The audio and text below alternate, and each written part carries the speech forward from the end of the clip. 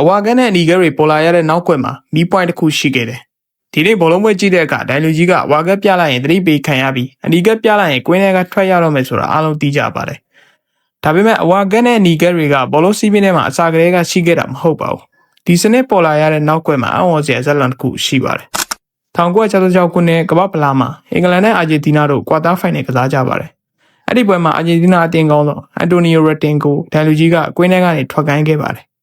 ဒါပေမဲ့အဲ့ဒီအချိန်မှာဒိုင်လူကြီးကဂျာမန်လူမျိုးရက်တင်ကစပိန်စကားပြောသူဖြစ်တဲ့အတွက်ဘာသာစကားကွာခြားမှုကြောင့်ခြေနေကပိုရှုပ်ထွေးသွားပါတယ်။ရက်တင်ကသူ့ကိုဘာကြောင့်ထွက်ကိုင်းတာလဲဆိုတာမရှင်းလင်းပဲဒိုင်နဲ့ဆက်ပြီးအငင်းပွားနေခဲ့ပါတယ်။အဲ့ဒီဖြစ်ရပ်ကိုကြည့်နေတဲ့အင်္ဂလန်ဒိုင်ယာရှိကန်အက်စတုန်ကလည်းဒီပြဿနာကိုသတိထားမိသွားပါတယ်။နောက်ပိုင်းလန်ဒန်မြို့မှာကောင်းမောင်းနေတော့မီးပွိုင်းကိုသူမြင်လိုက်ပါတယ်။အဝါဆိုရင်သတိထားအနီဆိုရင်ရက်ဆိုတာဘာသာစကားမလို့ပဲလူတိုင်းနားလည်နိုင်တယ်။အဲဒီကနေသူ့ကောင်းထဲမှာအကြံတစ်ခုပေါ်လာပါတယ်။ဘောလုံးမှလည်းဒီလိုအယောင်တွေနဲ့ပြလိုက်ရင်ဘာသာစကားမတူတဲ့ကစားသမားတွေအားလုံးနားလည်နိုင်မယ်ဆိုတဲ့အကြံပါ။အဲ့ဒီအကြံကနေအဝါကက်နဲ့အနီကက်စနစ်ပေါ်ပေါက်လာခဲ့တာပါ။ပြီးတော့1990မက္ကဆီကိုကမ္ဘာဖလားမှာဒီစနစ်ကိုပထမဆုံးအကြိမ်အသုံးပြုခဲ့ပါတယ်။ဒါကြောင့်ဒီနေ့ဘောလုံးပွဲတိုင်းမှာမြင်နေရတဲ့အဝါကက်နဲ့အနီကက်ရဲ့နောက်ကွယ်မှာ1966ကမ္ဘာဖလားကဘာသာစကားပြဿနာတစ်ခုနဲ့လမ်းပေါ်ကမီးပွိုင်းတစ်ခုပါဝင်နေခဲ့တာပါ